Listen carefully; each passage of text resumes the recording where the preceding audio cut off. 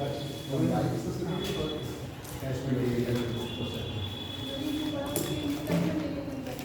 सहायक नदी कौन सी होगी जिसमें दूसरी नदी आती है? मेन नदी कौन सी है? कोई भी नदी दूसरी नदी को पानी आके उसको मिलेगा, तो जो नदी को पानी आके मिलता है वो सहायक नदी हो जाएगी, और जो क्या कहते हैं मेन नदी अपने रास्ते से जा रही है वो मेन नदी हो जाएगी।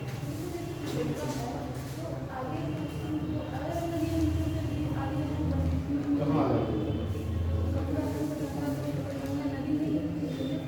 हम आपको बताएंगे गंगा सिस्टम पढ़ेगा तब सब कुछ जो भी आज इंडस सिस्टम पढ़ा है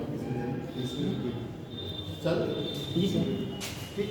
तो जो आज के टॉपिक है वाटर रिसोर्स में आप पढ़ेंगे drainage system in India, Bharat में अपवाह तंत्र। तो अगर भारत के अपवाह तंत्र को देखा जाए तो आप दो तरीके के अपवाह तंत्र आपको दिखाई देंगे। एक तो हिमालय का अपवाह तंत्र दिखाई देता है, हिमालयी अपवाह तंत्र, और दूसरा प्रायद्वीपी अपवाह तंत्र। इस तरीके से दो तरीके के आपके अपवाह तंत्र दिखाई देते हैं। एक हिमालय, भारत में जो पाए जाने वाले अपवाह तंत्र हैं वो दो हैं, एक हिमालय ड्रेनेज सिस्टम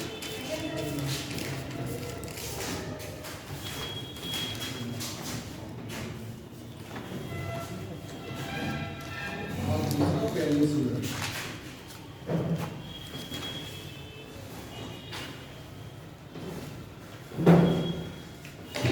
हिमालयी अपवाह तंत्र,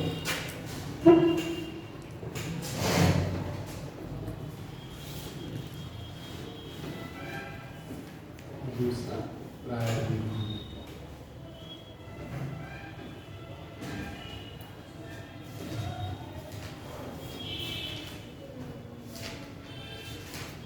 अब जो है तो हम सबसे पहले चर्चा करेंगे हिमालयी अपवाह, यानी कि हिमालय से जिन नदियों का उद्गम हुआ है उनकी हम चर्चा करेंगे। हिमालयी अपवाह तंत्र अगर देखा जाए तो यानी कि वर्तमान समय में तो आपको इसमें तीन सिस्टम दिखाई दे रहे हैं। कौन कौन से? इंडस सिस्टम दिखाई दे रहा है, एक हिमालय अपवाह तंत्र में अगर आप देखेंगे तो तीन आपको सिस्टम दिखाई देंगे। इंडस ड्रेनेज सिस्टम, सिंधु नदी अपवाह तंत्र, और दूसरा गंगा नदी जो बहती है तो गंगा ड्रेनेज सिस्टम।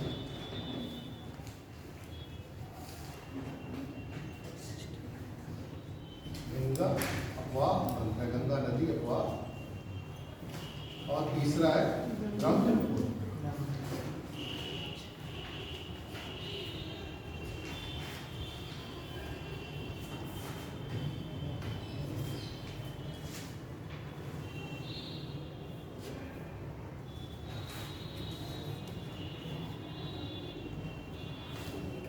इस सब में आप देखिए कि सारी नदियां जो है इस सिस्टम की कहाँ से आ रही है? हिमालय से आ रही है।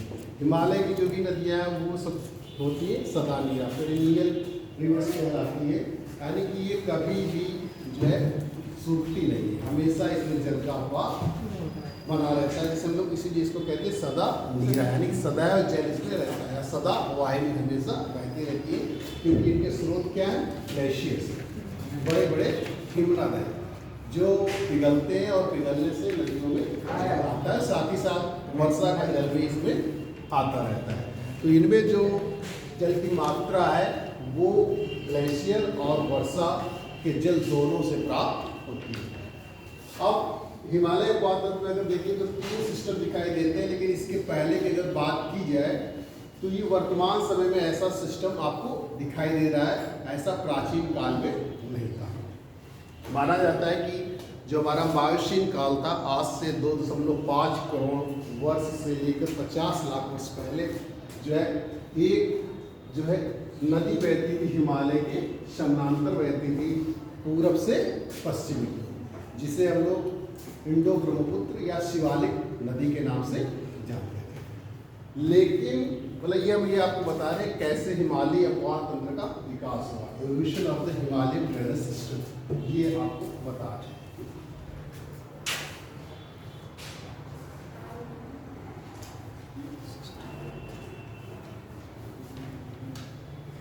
हिमालयी अपवाह तंत्र का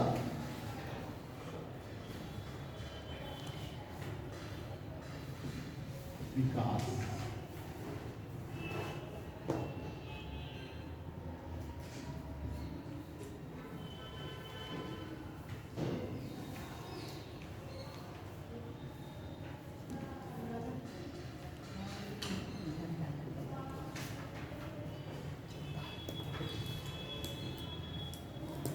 कैसे हिमालय नदियों का ये तंत्र का विकास हो। तो पहले एक हमारी जो हिमालय है वो हिमालय के पैरेलल जो है शिवालिक के पैरेलल जो है एक नदी बहती थी जिसको हम लोग शिवालिक नदी के नाम से या इंडो ब्रह्म के नाम से उसको जानते थे, जो पूरब से पश्चिम की ओर बहती थी।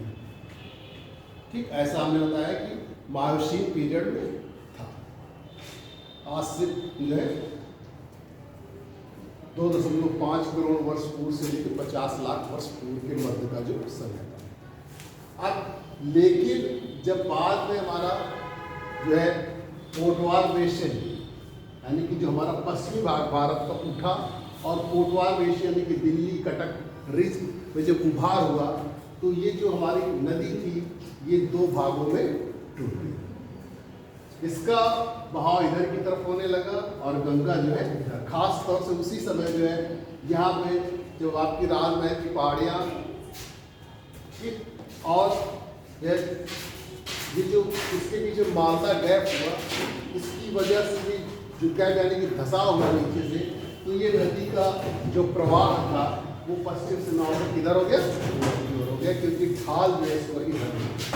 इस तरीके से इसके 3 तंत्र बन गए यानी कि 3 भागों में विभाजित हो गई। एक इधर कोटवार बेसिन की यानी कि कोटवार बेसिन के उठाव के कारण जो दिल्ली रिज हमारा दिल्ली रीज है, दिल्ली कटक रायसीना हिल्स है, उसकी वजह से इस यहाँ वाली नदियाँ जो है इधर की तरफ बहने लगी। और ये जो गंगा सिस्टम है हमारा गंगा नदी का तंत्र है वो इस मालदा गैप की वजह से जो धसाव हुआ जिससे कि हमारा प्रायद्वीप पठार का ये भाग मेघालय अलग हो गया। आप जानते हैं कि मेघालय भी किसका भाग है, प्रायद्वीपीय पठार के। हमने आपको पढ़ाया था प्रायद्वीपीय पठार, वो किस वजह से इससे अलग हो गया, मालदा गैप की वजह से अलग हो गया।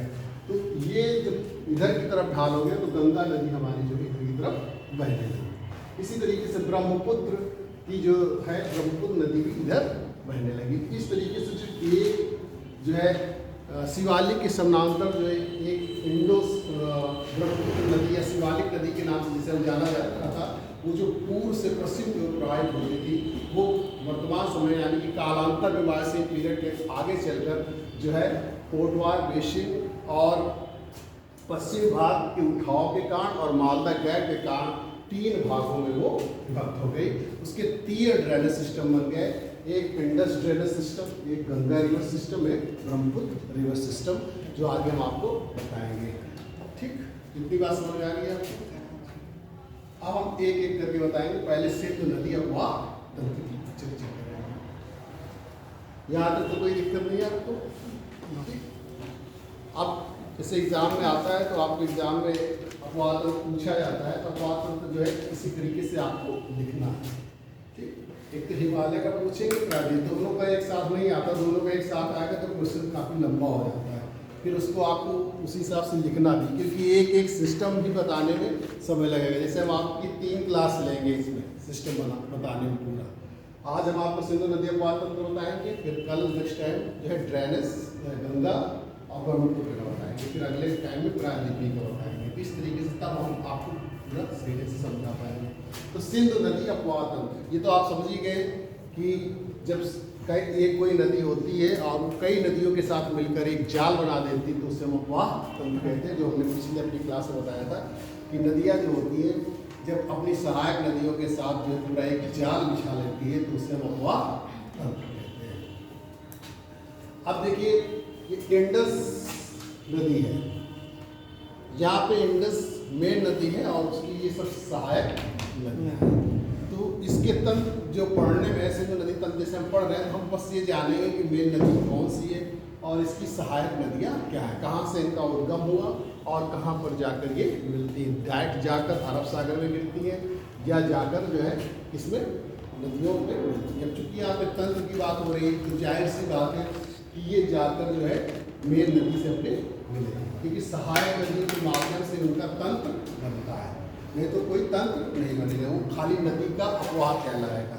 लेकिन जब उनके साथ सहायक नदियाँ हो जाती हैं तो उसका अपवाह क्षेत्र क्या होता है, बड़ा हो जाता है और वो आपको चारों तरफ दूर से देखेंगे तो एक जाल जैसा दिखाई देगा, एक नेटवर्क जैसे दिखाई देगा, जिसे हम तंत्र कहते हैं, सिस्टम कहते हैं। जो हमने आपको पिछले टाइम बताया था कि ड्रेनेज सिस्टम और ड्रेनेज पैटर्न दो अलग अलग चीज़ें होती है। ड्रेनेज सिस्टम जो होता है वो उसकी जियोलॉजिकल स्ट्रक्चर पर निर्भर करता है, ड्रेनेज पैटर्न जो होता है वो ज्योमेट्रिकल शेप पर निर्भर करता है कि उसका ज्योमेट्रिकल शेप किस तरीके का है।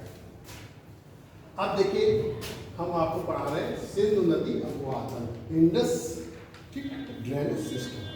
तो आप थोड़ा सा चाहे तो लिख लें। आप देखिए भारत में अपवाहन,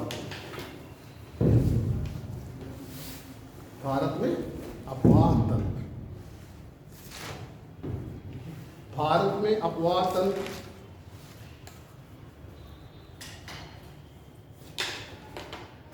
भारत में अपवाह तंत्र का अध्ययन, भारत में अपवाह तंत्र का अध्ययन दो रूपों में किया जाता है। नंबर 1 हिमालय अपवाह तंत्र,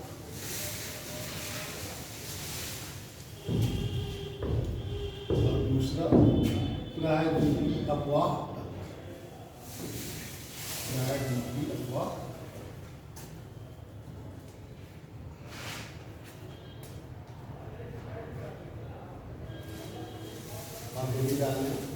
हिमालय अपवाह तंत्र,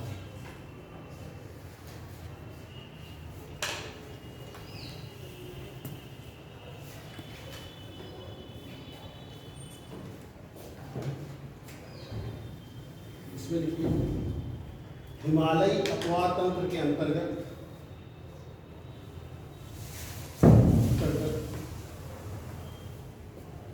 हिमालय से निकलने वाली नदियाँ, हिमालय से निकलने वाली नदियों, हिमालय से निकलने वाली नदियों का अध्ययन किया जाता है।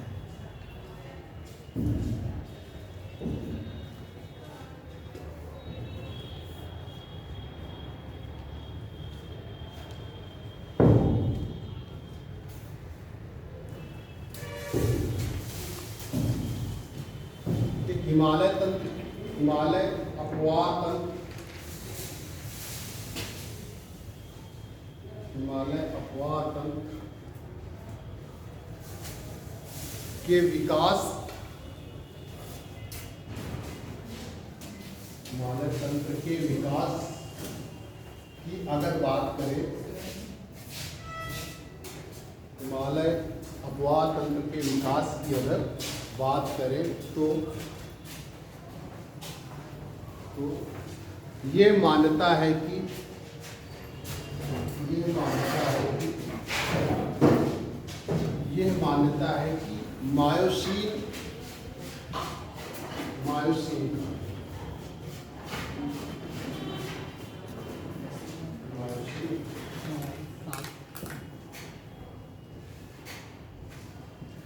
मायोसीन काल ब्रैकेट आप लिखिए 2.5 करोड़ वर्ष से 50 लाख वर्ष के मध्य, मायोसीन काल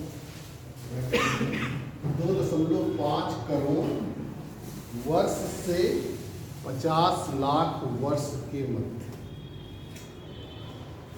मतलब ये मायोसीन पीरियड था।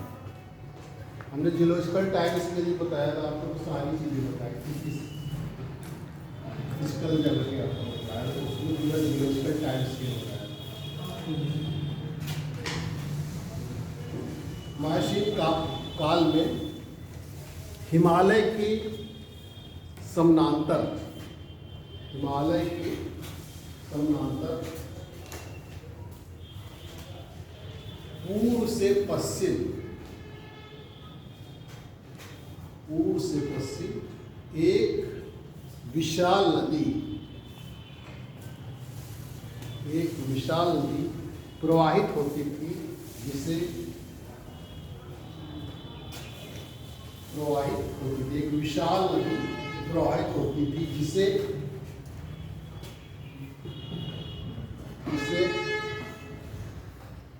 इंडो ब्रह्म अथवा शिवालिक, इंडो ब्रह्म अथवा शिवालिक नदी के नाम से जाना जाता था। इंडो ब्रह्म अथवा शिवालिक नदी के नाम से जाना जाता था।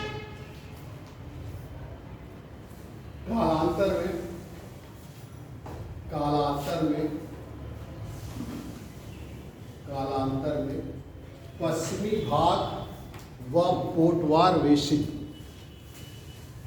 पश्चिमी भाग व कोटवार वेशिक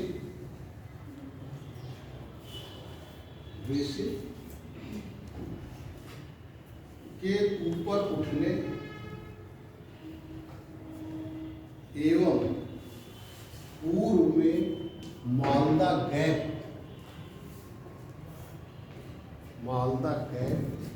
के कारण यह नदी प्रवाह 3 भागों में बट गया, 3 भागों में बट गया।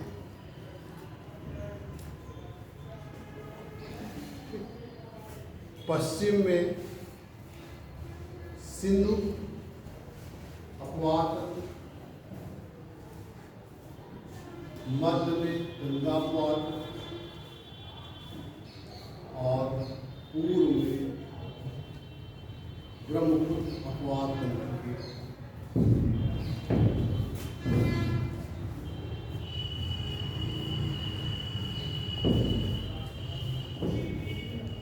के नाम से जाना गया। ठीक इस तरीके से जो एक नदी बहती थी, जो शिवालिक के नाम से, क्योंकि शिवालिक के पैरेलल बहती थी शिवालिक, और बड़ी नदी थी चूंकि तो इंडो ब्रह्म यानी ब्रह्मपुत्र की नदी, तो इंडो ब्रह्म के नाम से जाना जाता है।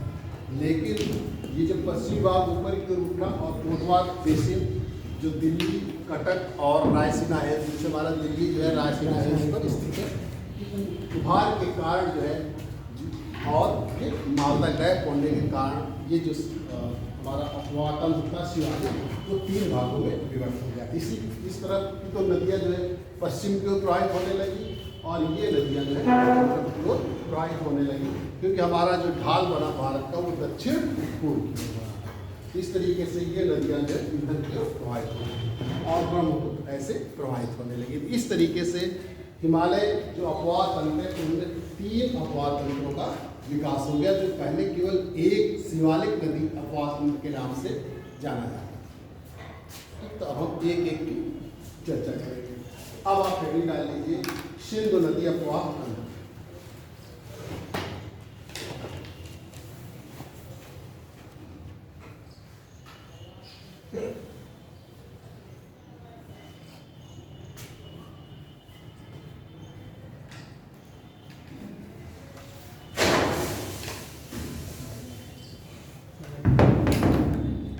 वास्तव में जो सिंधु नदी है वो जो हमारा तिब्बत का क्षेत्र है, वहाँ पर कैलाश श्रेणी के पास से बोखर्ची नामक हिमनद है, उससे निकलकर लद्दाख और जास्कर श्रेणियों से प्रवाहित होती हुई जाकर अरब सागर में गिरती है। तो इस तरीके से ये नदी वास्तव में जो तंत्र है विश्व की बड़ी नदियों में से है। तो अब आप हेडिंग डालिए सिंधु नदी तंत्र है, उसमें लिख लीजिए ये विश्व, यह विश्व के सबसे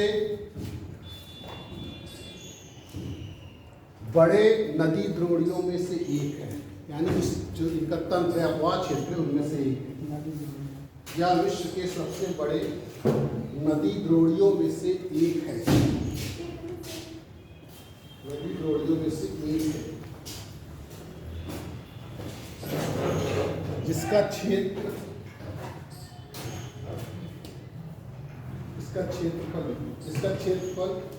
11,65,000, 11,65,000 वर्ग किलोमीटर है। तो इसका कुल क्षेत्रफल है भारत में जो है 3 लाख है, हाँ वर्ग किलोमीटर है, लिखिए भारत में, हाँ। लेकिन भारत में, परंतु भारत में इसका क्षेत्रफल 3,21,289 वर्ग किलोमीटर है।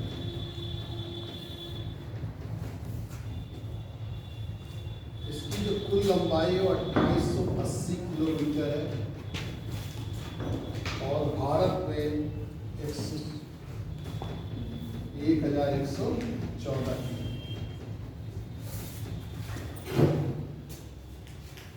इसकी कुल लंबाई 2880 किलोमीटर लिखा हुआ 2880 किलोमीटर है, लेकिन भारत में 1114 किलोमीटर।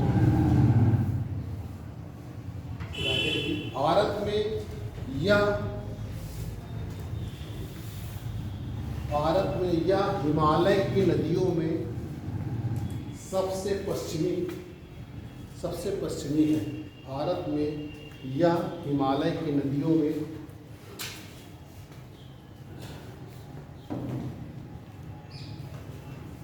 सबसे पश्चिमी है।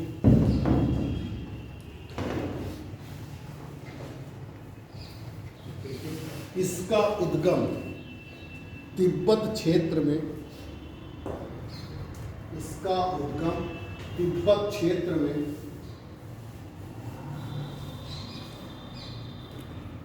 कैलाश पर्वत श्रेणी में बोखरचू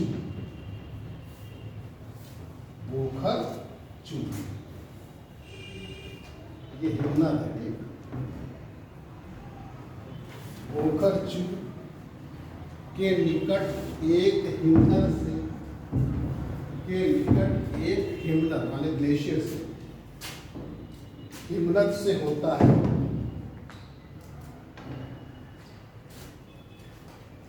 तिब्बत में इसे सिंगी खम्बान, तिब्बत में इसे सिंगी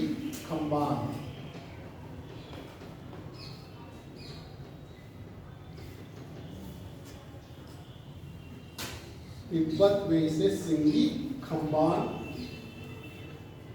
अथवा शेर मुख कहते हैं,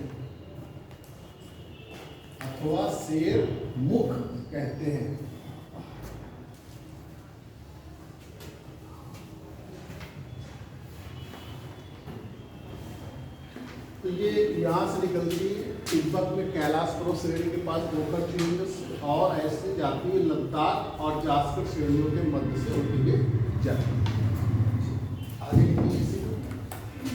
ये लद्दाख व जास्कर श्रेणियों के बीच,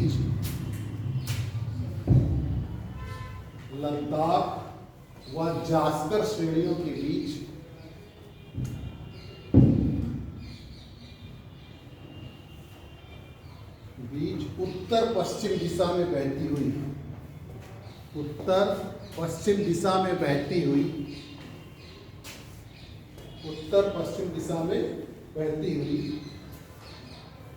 यह लद्दाख श्रेणी को काटते हुए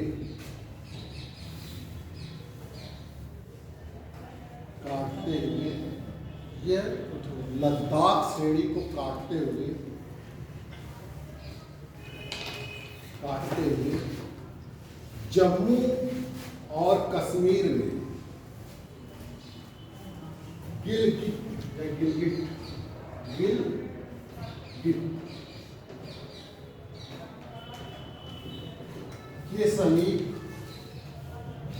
के समीप एक महाखड्ड का निर्माण करती है, जिसे गाज हो गया,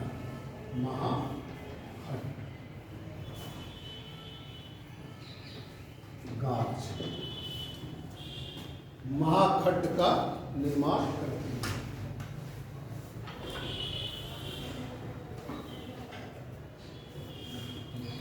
जिसे सिंधु गार्ज के नाम से जाना जाता है, जिसे सिंधु गार्ज के नाम से जाना जाता है।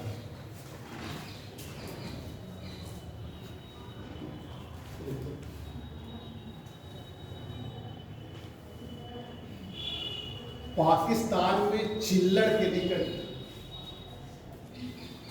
पाकिस्तान में चिल्लड़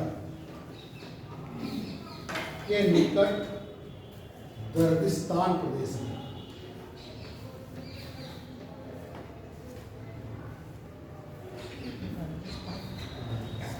पाकिस्तान में दर्दिस्तान प्रदेश में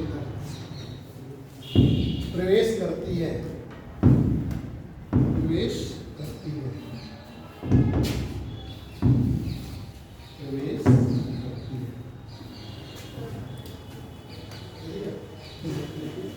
भारत में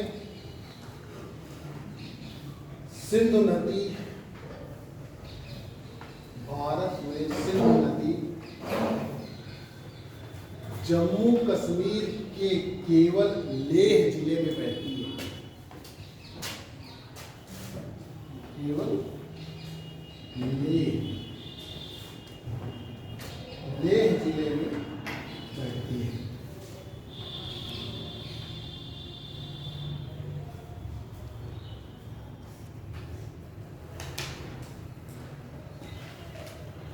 क्योंकि जो सिंधु नदी में कुछ नदियां दाएं तरफ से आकर मिलती हैं और कुछ बाएं तरफ से, तो बाएं तरफ वाली नदियां ज़्यादा फेमस जो आपको दिखाई दे रही है, और दाएं वाली लिख लीजिए वो ज़्यादा बहुत बड़ी भी नहीं है, लेकिन एक कभी कभी क्वेश्चन आ जाता है तो लिख लीजिए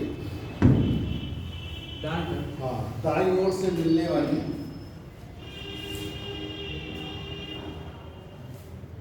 दाईं ओर से मिलने वाली सिंधु की सहायक नदियां। एक दो बार आया क्वेश्चन, श्योक, गिलगित,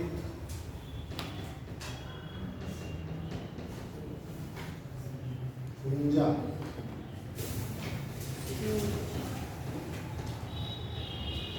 नुब्रा, सिगार,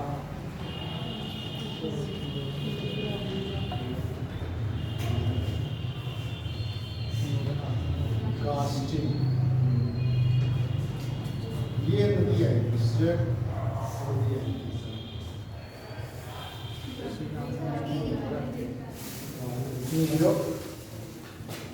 गिलगित, नुब्रा, गुंजा, सिगार,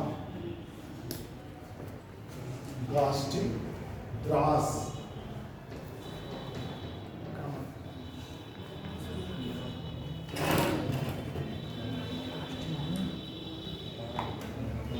काबुल,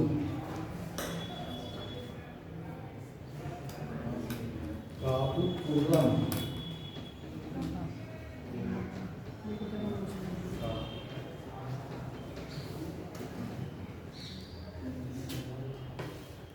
तोची,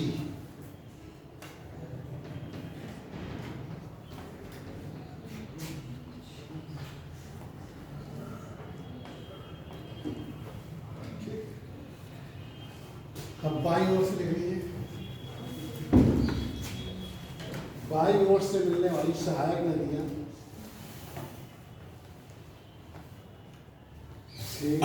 चिनाब, रवि, व्यास, सतलज, इनके बारे में भी आपको बताएंगे। झेलम, चिनाब,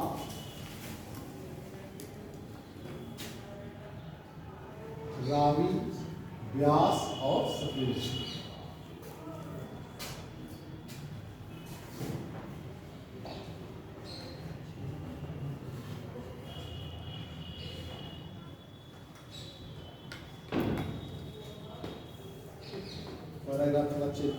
पाकिस्तान के मीठन कोट के पास, ये मीठन कोठी है,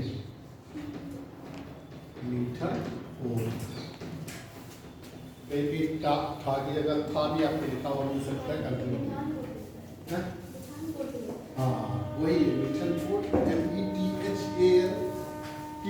है स्पेलिंग इसकी, वही के मिठनकोट मिठनकोट या मिठान ऐसे लिख देंगे। जो NCERT की लैंग्वेज वो मिठनकोट वो एग्जाम में कभी आ जाता है तो ध्यान रखिएगा, भाव हो जाए तो आप पाकिस्तान के मिठनकोट के पास सिंध पंच नद का जल प्राप्त करता है। ये 5 नदियों का जल इसे प्राप्त होता है, झेलम, चिनाब, रावी, व्यास और सतलज। हाँ पंच नद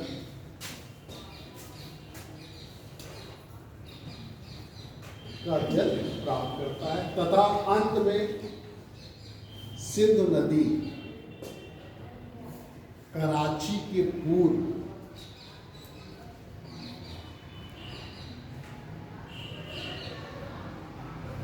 अरब सागर में गिरती है।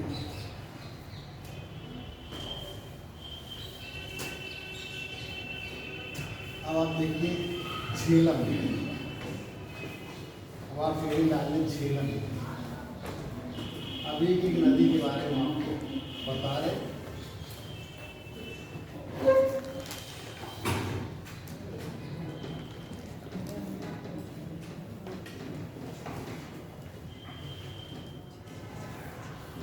झेलम रिवर। हेडिंग डाल करके सब नदियों के बारे में बताएंगे, 5 नदियों। झेलम नदी एक करके बताएंगे, झेलम, चिनाब, रावी, व्यास और सतलज। तो झेलम आप जैसे जानते हो कि जम्मू कश्मीर में जो वेरीनाग या शेषनाग झील है उसी से इसका उद्गम होता है। तो लिख लीजिए यह सिंधु की महत्वपूर्ण सहायक नदी है। यह सिंधु की महत्वपूर्ण सहायक नदी है। ये झेलम नदी कश्मीर घाटी के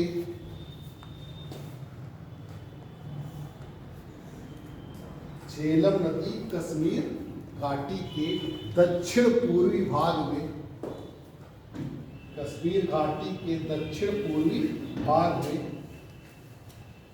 पीर पंजाल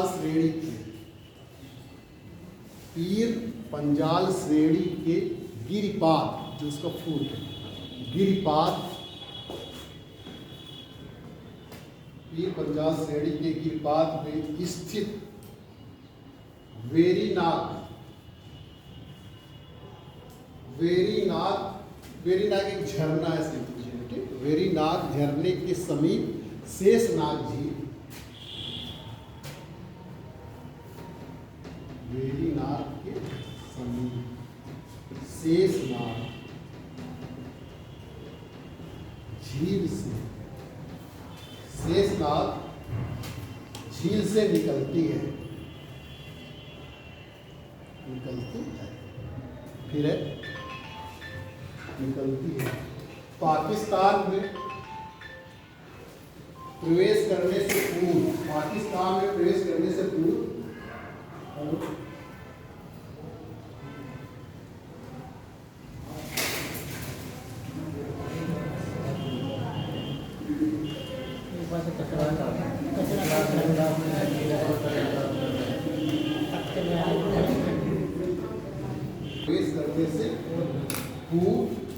जो श्रीनगर झील है और कूलर झील है वहां जाकर पाकिस्तान में प्रवेश करने से पूर्व यह नदी श्रीनगर व कूलर झील, श्रीनगर व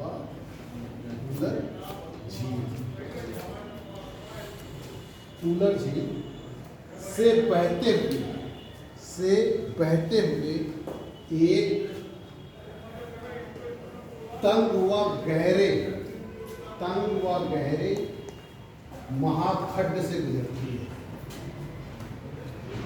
तंग व गहरे महाखड्ड से गुजरती है, गार से गुजरती है। पाकिस्तान में झंग के झंग प्लेस है जहां पर ये जाकर जो है चुनाव से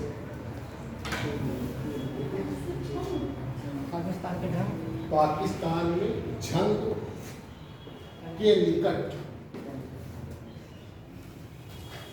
पाकिस्तान में झंग के निकट यह चिनाब नदी से मिलती है, चिनाब नदी से मिलती है।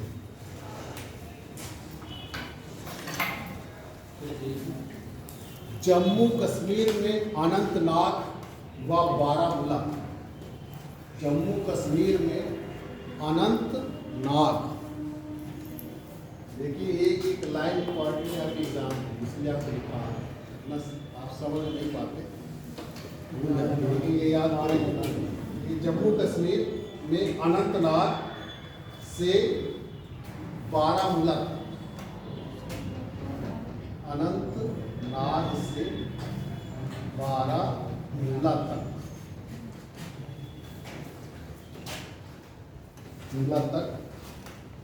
मंद ढाल होने के कारण,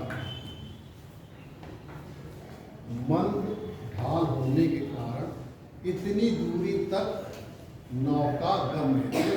यहाँ जो है ढाल चूंकि मंद होता है तो नावें वगैरह नौका गम्य।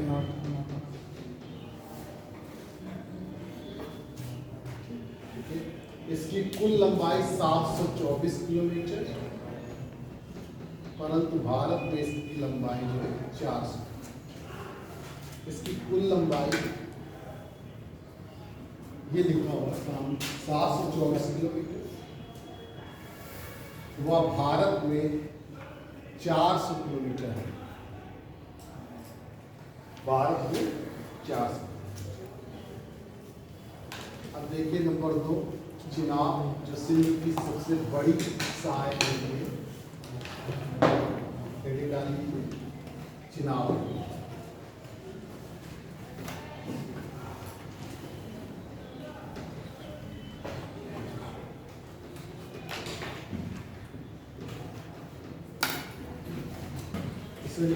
यह सिंधु की सबसे बड़ी सहायक नदी है।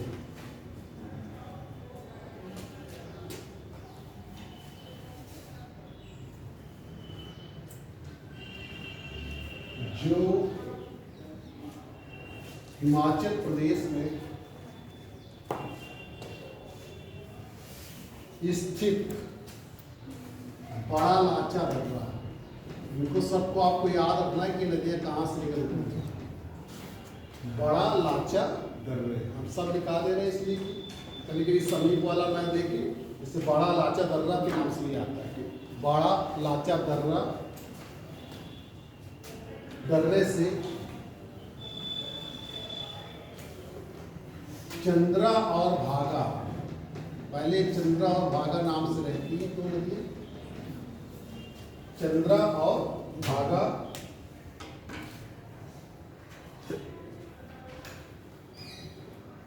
दो सरिताओं के मिलने से बनती है, दो सरिताओं के मिलने से बनती है।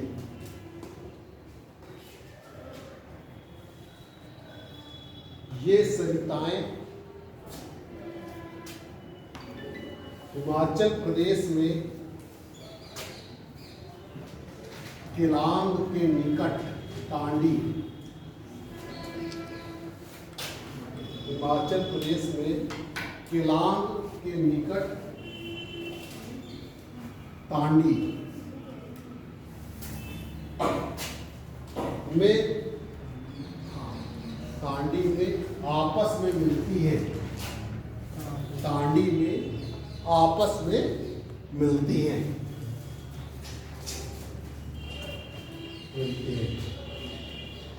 इसलिए इसे चंद्रभागा के नाम से भी जाना जाता है, इसलिए इसे चंद्रभागा के नाम से भी जाना जाता है।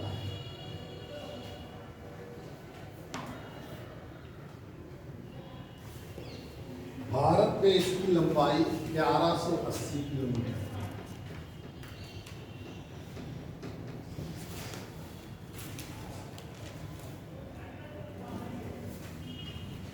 तीसरा लिखिए रावी।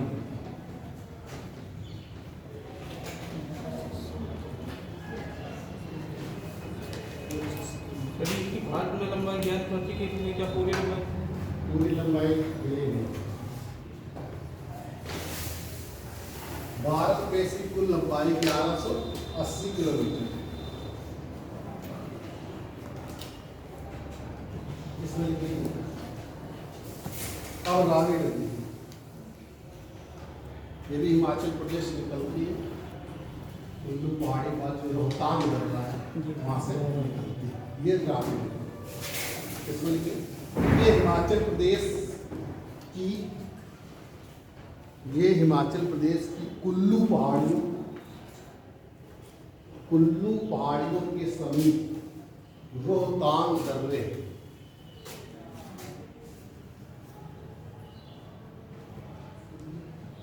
कुल्लू पहाड़ियों में रोहतांग दर्रे के पश्चिम से निकलती है,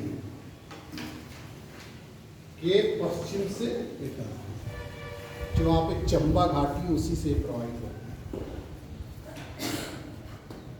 है, निकलती है, जो धौलाधर और पीर पंजाल, यानी पीर पंजाल का जो दक्षिण पूर्वी भाग है धौलाधर, पीर पंजाल और धौला में क्या बोलते धौलाधर पीर पंजाल के दक्षिण पूर्वी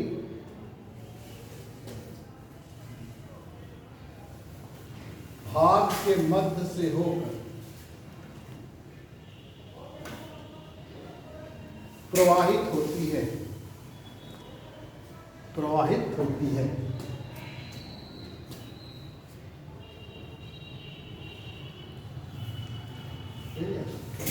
पाकिस्तान में प्रवेश कर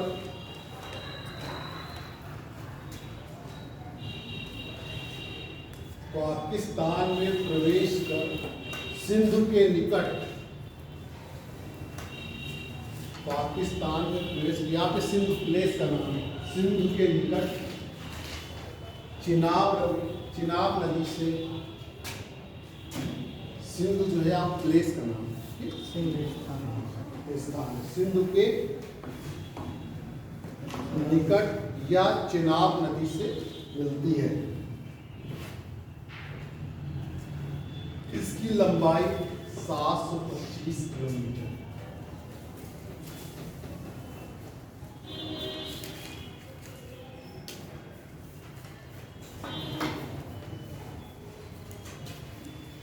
अब आगे व्यास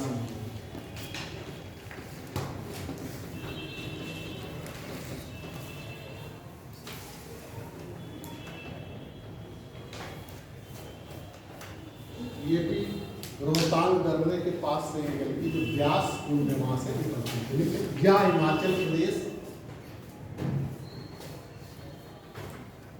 में रोहतांग दर्रे के निकट, या हिमाचल प्रदेश में रोहतांग दर्रे के निकट व्यास कुंड, व्यास कुंड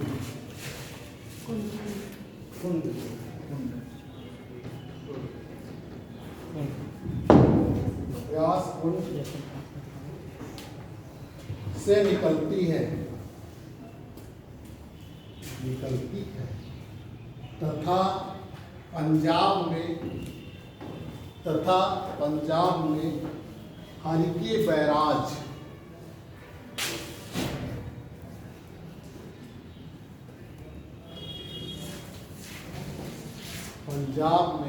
हरिके बैराज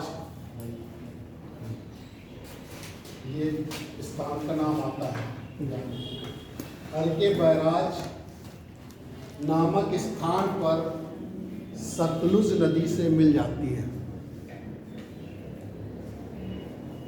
सतलुज नदी से मिल जाती है।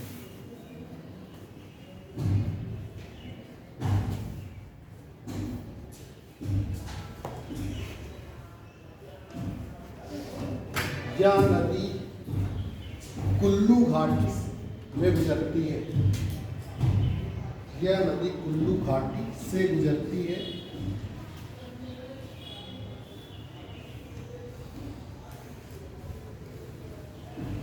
और धौलाधर श्रेणी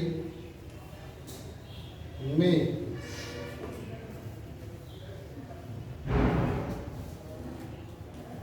काती और लारगी,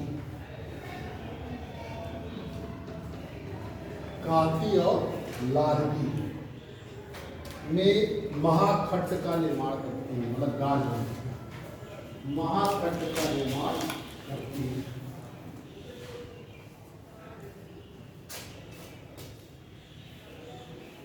इसकी लंबाई, कुल लंबाई 470 किलोमीटर।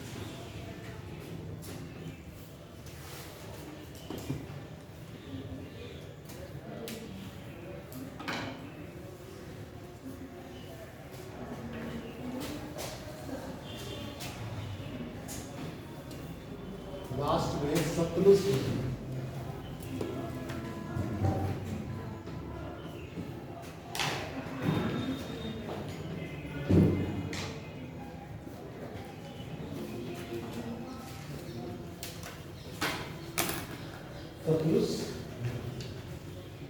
ये भी तिब्बत में कैलाश श्रेणी के पास जो मानसरोवर है उसके निकट राक्षस ताल है, उससे ये निकलती है। यह नदी तिब्बत में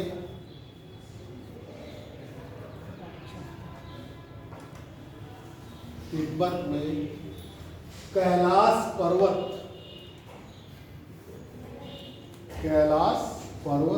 के दक्षिणी ढालों पर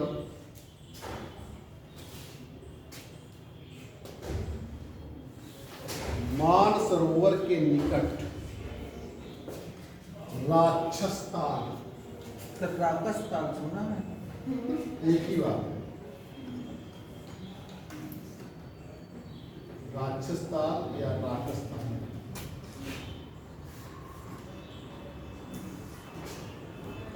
आप एनसीईआरटी में देखेंगे तो आपको राक्षस ताल लिखा हुआ है। दोनों कुछ भी दोनों एक ही चीज को वो बैठ सकता है। कहीं भी ऐसे राक्षस ताल कर देते हैं, कहीं राक्षस ताल, RAKSH TAL स्पेलिंग उसकी। जो आप दोनों सही है, उसमें कोई कंफ्यूज होने की बात नहीं है। एनसीईआरटी आप देखेंगे तो राक्षस ताल मिलेगा आपको, और कई बुकें हैं उनमें जो आप कह रहे हैं राक्षस ताल भी है और राक्षस ताल, उसमें कोई कंफ्यूज होने की जरूरत नहीं है। से निकलती है। कोशिश ये रहती है कि हम आधार आपको एनसीईआरटी का दें, क्योंकि आईएएस का जो आधार होता है वो एनसीईआरटी, उसकी एक भी लाइन न छूटने जो है उसका 80% आधा भी एनसीईआरटी से।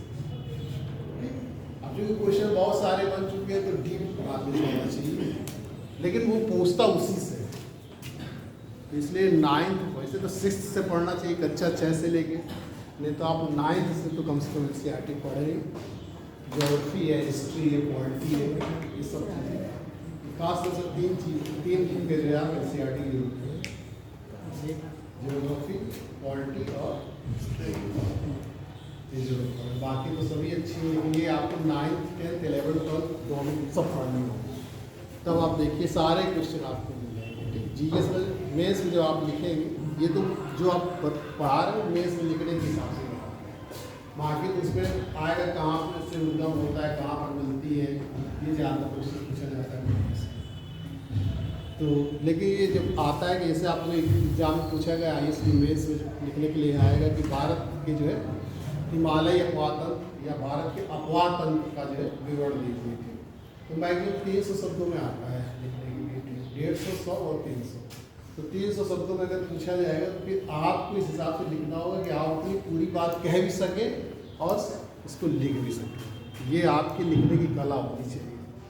ठीक, तो उसको हम कैसे, ये नहीं कि आप 300 शब्द तो लिख दिए, अब तो पेज भी उसी में रहते हैं, उसी में लिखना रहता है आपको, पेज कोई काफ़ी अलग से नहीं लिखना, प्रश्न लिखा है उसी के नीचे लिखना है। तो आप अपनी पूरी बात अपने पेज में कह दें, ये आपके अंदर कला होनी चाहिए, चाहे जो एग्जाम है, तब आपको अच्छे नंबर मिलते हैं। पता चला कि आप जो पढ़े हुए उसी को लिखते चले जा रहे हैं। ठीक, ऐसे तो क्वेश्चन बहुत बड़ा है, अगर आप देखा जाए तो एक एक अपवाह तंत्र जो सिस्टम बता रहे हैं वो ही खाली 300 शब्दों में रहेंगे। लेकिन फिर आपके अंदर ऐसी लिखने की क्षमता होनी चाहिए कि अब मान लो पूरा पूछ लिया भारत का अपवाह तंत्र, ठीक, वैसे तो एक एक करके पूछते हैं, तो अगर तीनों पूछते तो 100 शब्दों में आपको लिखना है। फिर अगर प्रायद्वीपीय पूछ लेते हैं तो आपको 150 शब्द में बांट लेना है कि 150 शब्दों में हमको हिमालय तंत्र का बताना है और प्रायद्वीप का 150 बताना है। तो हिमालय तंत्र जब 3 भाग हो जाएंगे तो तीनों को 50-50 शब्दों में लिखना है। तब आप बहुत डिटेल में इनको इस तरीके से नहीं लिखेंगे, केवल बता देंगे कि सहायक विधियाँ इनकी दाएं तरफ से मिलने वाली है, बाएं तरफ से ये मिलने वाली है, इनकी ये सहायक एक एक लाइन में आपको, जो अभी आप 50-50 शब्दों में लिख रहे हैं तो एक एक लाइन में आपको बताना होगा। ठीक, तो ये आपके अंदर होना चाहिए, तभी आप अच्छे नंबर पाएंगे। और घर में लिखने का प्रयास जरूर करें, सीधा एग्जाम में नहीं लिख पाएंगे आप, यहाँ के एग्जाम में नहीं लिख पाते, BA MA के IAS की तो बात ही अलग है। वहाँ तो आपको सब में सब वहाँ अच्छे लोग बैठे हैं, मान लीजिए जो मेंस दे रहे हो एक तरीके से सब अच्छे हैं, फिलिप्स की तो बात छोड़ दीजिए, उसमें तो कोई फॉर्म भर सकता है, लेकिन जो मेंस का एग्जाम दे रहे हैं उसमें सब अच्छे ही हैं, तो उनमें आपको अपनी जगह बनानी है। तो उनसे जब आप बेटर करेंगे तभी आप अपनी जगह बना पाएंगे। तो उसके लिए आपको घर में अभ्यास करना होगा, घर में अभ्यास करिए, उसके लिए आपको सोचना भी होगा, चिंतन भी करना होगा। आप जब भी रात को सोते समय जो है आप इसका जरूर चिंतन करें। ठीक, मोबाइल मत देखिए, आप अगर आप चिंतन करके सोएंगे तो देखिए कितनी अच्छी नींद आएगी आपको, आपका प्रश्न भी नहीं पूरा हो पाएगा, आपको नींद आ जाएगी और याद भी हो जाएगा। अगर आपने उसको कर लिया कि हमको ये पैराग्राफ नहीं करना, तो सबसे अच्छा तरीका है जब भी आप उठते बैठते सोचिए उसी को हमको ऐसे लिखना है।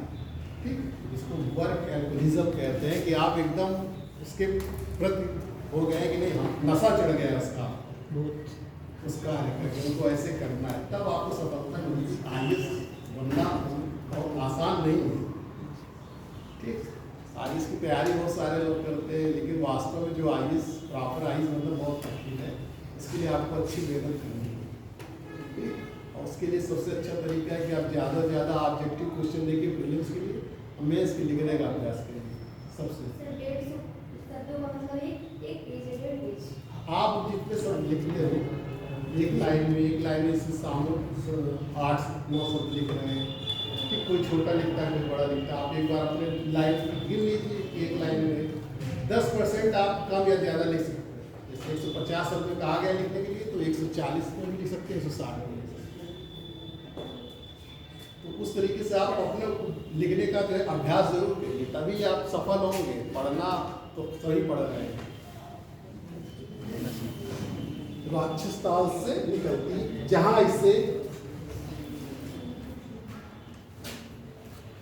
लाग चेन खंबा, लाग चेन खंबा के नाम से जाना जाता है, के नाम से जाना जाता है। भारत में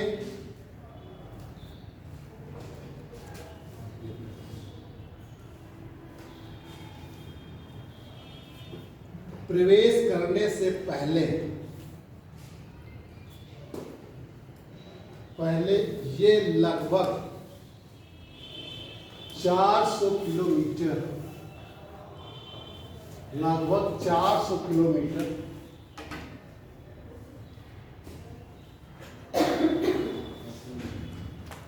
400 किलोमीटर तक सिंध नदी के समांतर प्रवाहित होती है। प्रवाहित होती है और रोपड़ में, रोपड़ पंजाब में जो रोपड़ है, रोपड़ में एक महाखड्ड से निकलती है।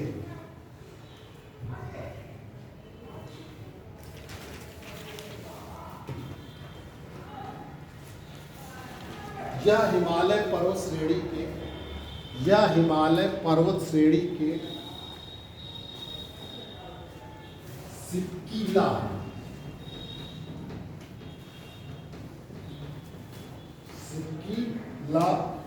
से बहती हुई पंजाब के मैदान में प्रवेश करती है।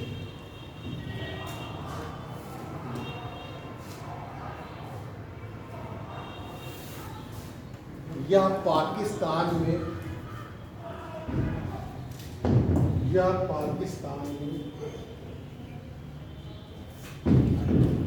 चिनाब से मिल जाती है।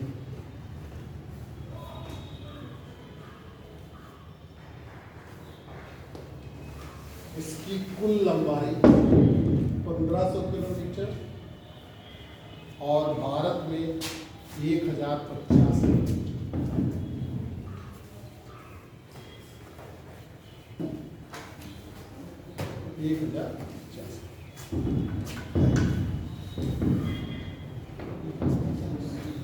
ये है, आप जानते हैं कि भारत और पाकिस्तान दोनों में चूंकि सिंधु नदी बहती है, तो 1960 में जो है सिंधु जल समझौता भी हुआ था। तो चाहे तो आप एक लाइन लिख जानकारी के लिए, भारत और पाकिस्तान के बीच 1960 में हुए सिंधु जल समझौते के अंतर्गत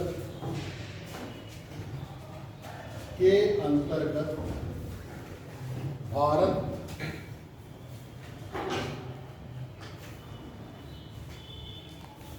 सिंध व उसकी सहायक नदियों,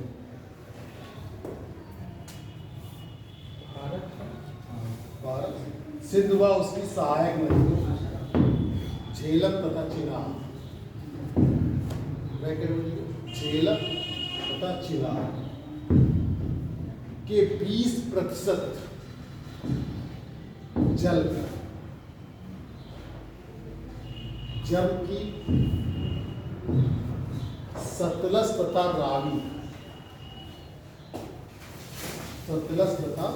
रावी के 80% जल का उपयोग करें। मतलब ये सिंधु जल समझौता हुआ था, जो झेलम, चिनाब और सिंध, उसका जो 20% जल का उपयोग करना है और रावी और सतलज का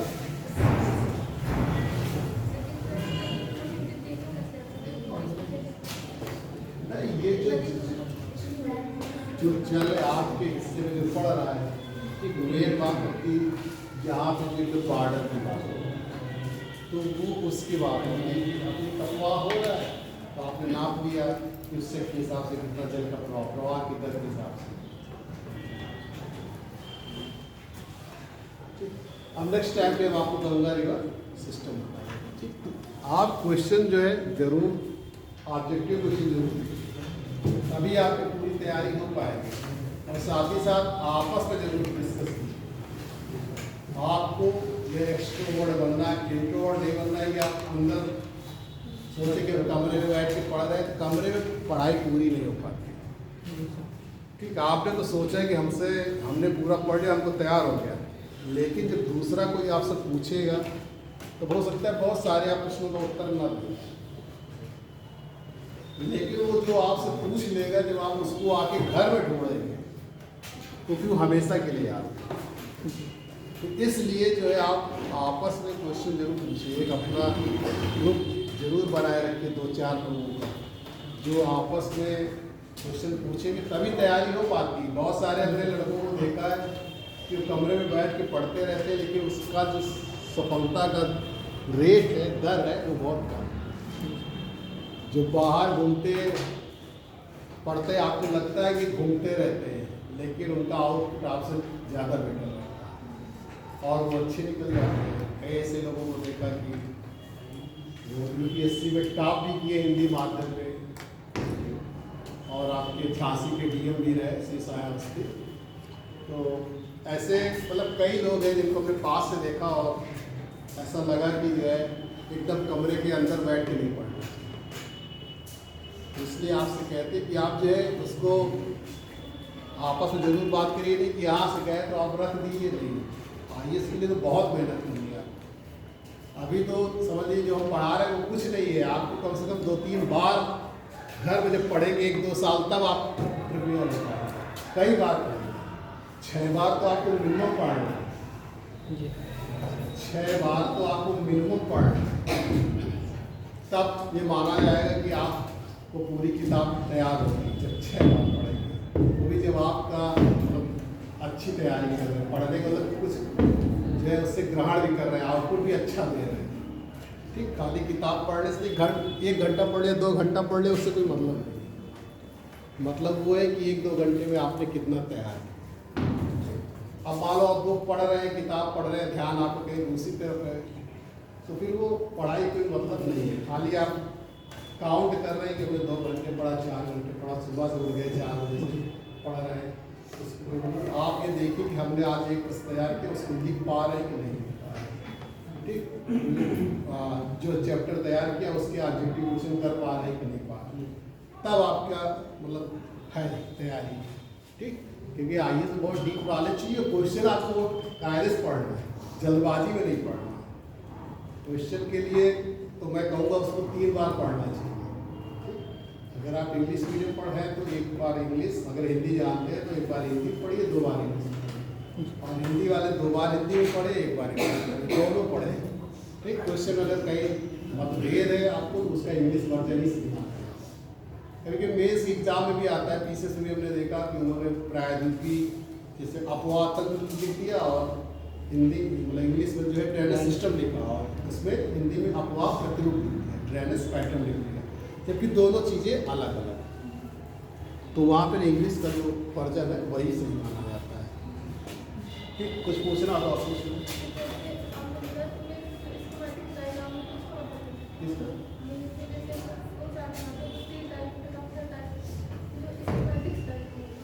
क्या तुम समझ नहीं, स्कीमेटिक में सिंबल वगैरह यूज किया जाता है।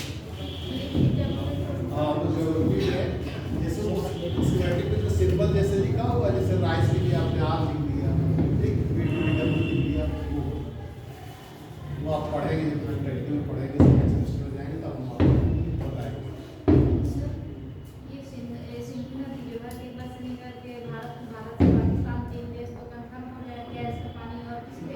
नहीं, 3 अंतर्राष्ट्रीय नदी मुख्य रूप से 3 ही देशों में है।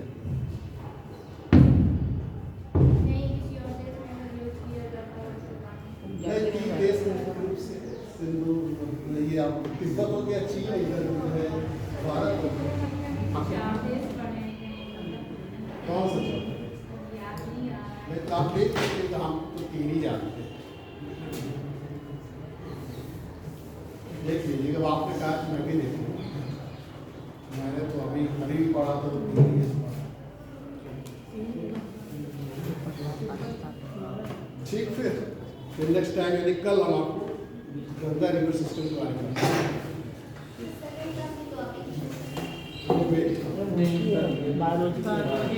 एक साथ 2 क्लास की लगी नहीं।